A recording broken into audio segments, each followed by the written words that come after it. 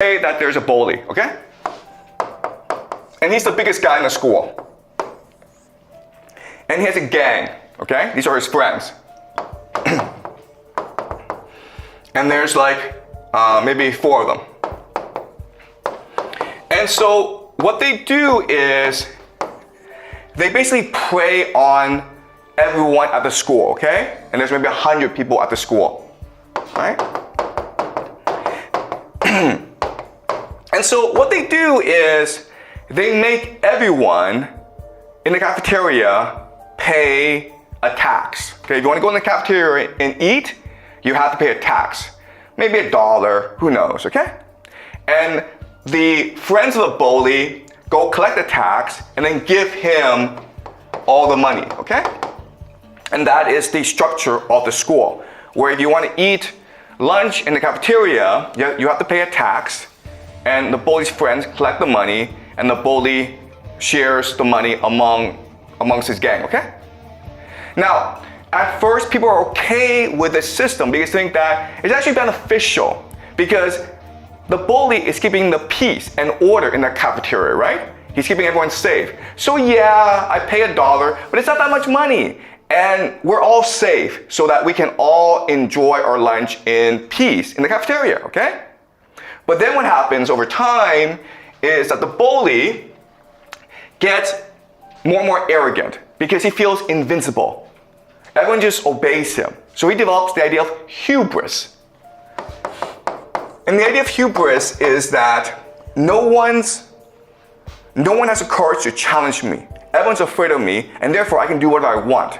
So what does he do? Well, the first thing he does is that he charges more money from everyone, okay? So the tax goes up, and so people are disgruntled about this.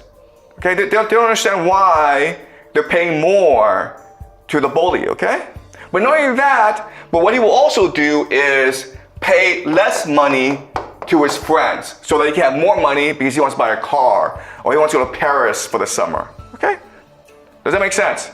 Okay, so everyone's not happy about this, but this is the reality that they live in, and there's nothing they can do about it. And so people just put up with it.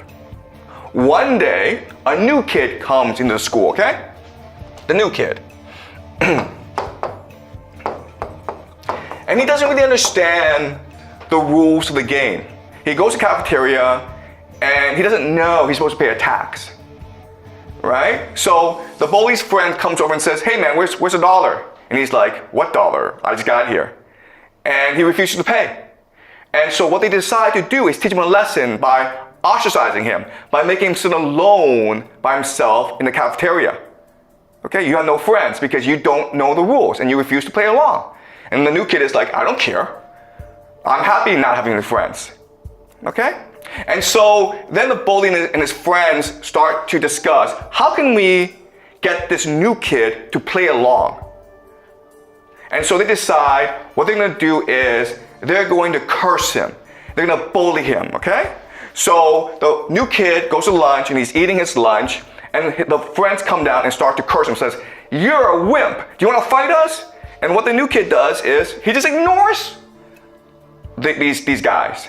And these guys are like, what's going on, man? Why is he afraid of us?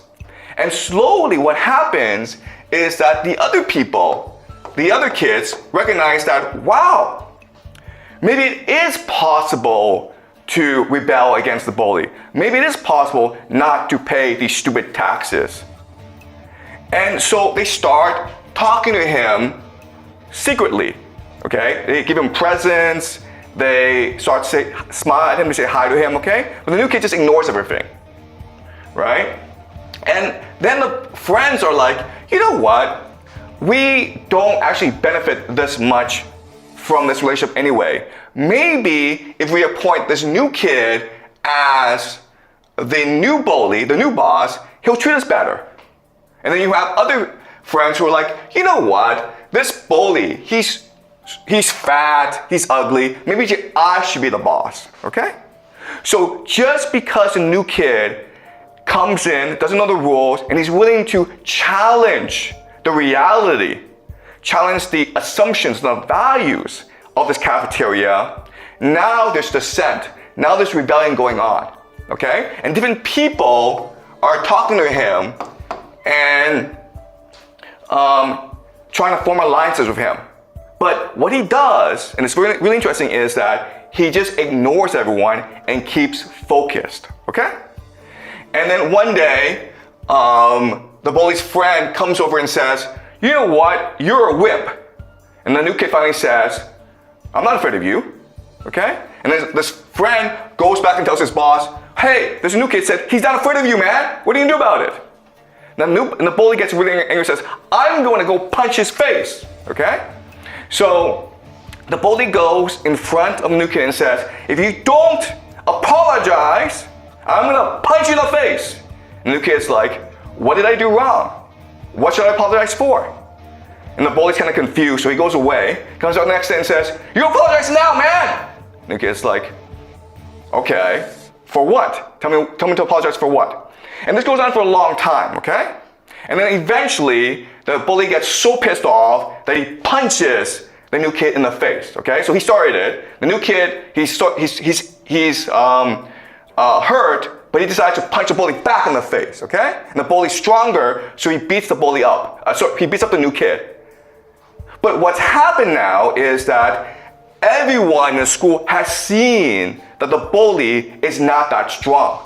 Everyone's seen that the bully is actually pretty weak. And so they recognize that, hey, if we stand alongside the new kid, we can beat the bully. All right? And eventually what happens is the bully is defeated. Does that make sense to you guys?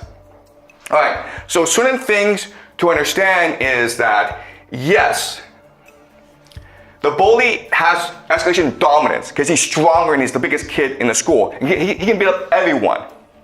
But what wins the fight is control. What wins the fight is calibration, strategic flexibility. The fact that the new kid has many different options and he's picking the option that is most strategically advantageous to him. Okay? Now, and what you will notice from this example is the bully doesn't have that many options, actually, because he needs to maintain the idea of face or credibility, right?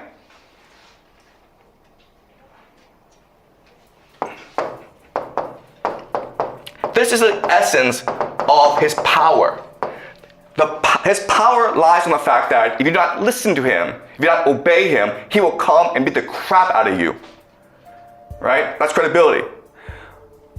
And but the moment that you show that it's actually not that big of a deal to be punched by him, he's not that strong, then he loses all credibility. Okay? Which means that he either retreats or he's forced to strike harder, to kill you, okay, to maintain his credibility. So another way of saying this is that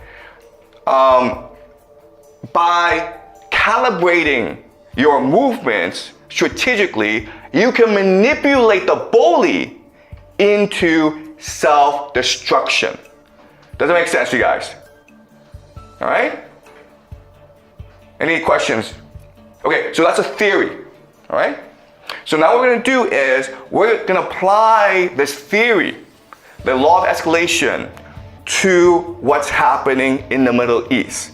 Okay, we're going to do that by looking at the escalation ladders of both Iran and the United States. All right. Okay.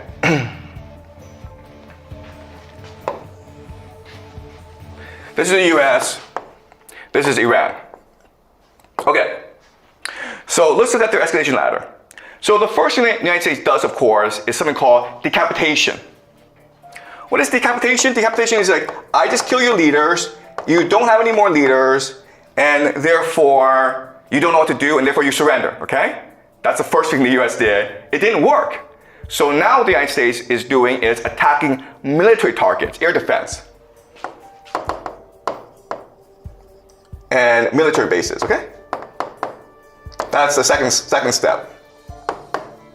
And the idea is that you beat the crap out of the military so they surrender. But that didn't work either, okay? So then what you do next, of course, is economic embargo. where you basically prevent Iran from trading with the world, right? Prevent Iran from selling oil to China, basically, by blockading the seas. And the idea here is that if the government doesn't have any money to pay its soldiers will just not fight, okay? But that's not working either. So then what you do, of course, is you attack civilian infrastructure, okay? Which is primarily water and oil.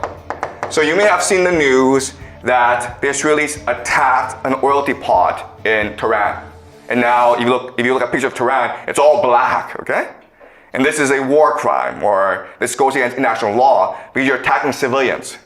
But that's what you do when you feel as though you need to apply more pressure to win this war, okay? And so you can keep on escalating. And then what you do is that now that you've attacked the civilians and they still refuse to surrender, what you do now is you use secret weapons. Secret weapons might be advanced missiles that no one's ever seen before, okay? And the point of these secret weapons is to scare the crap out of people and say, you see how dominant we are, okay?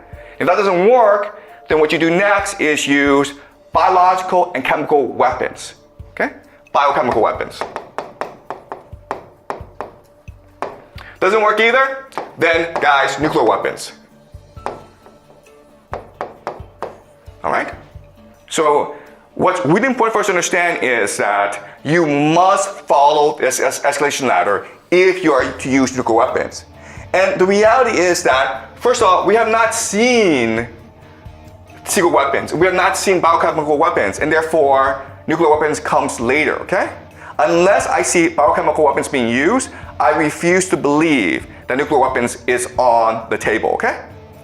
All right, so I think we are here, which is the beginning of attacks on civilian infrastructure. But already we're seeing arguments in the American political system against the use of weapons against civilians, okay? The reason why is that if you do this, okay, if you destroy civilian infrastructure, you unite the people behind the government.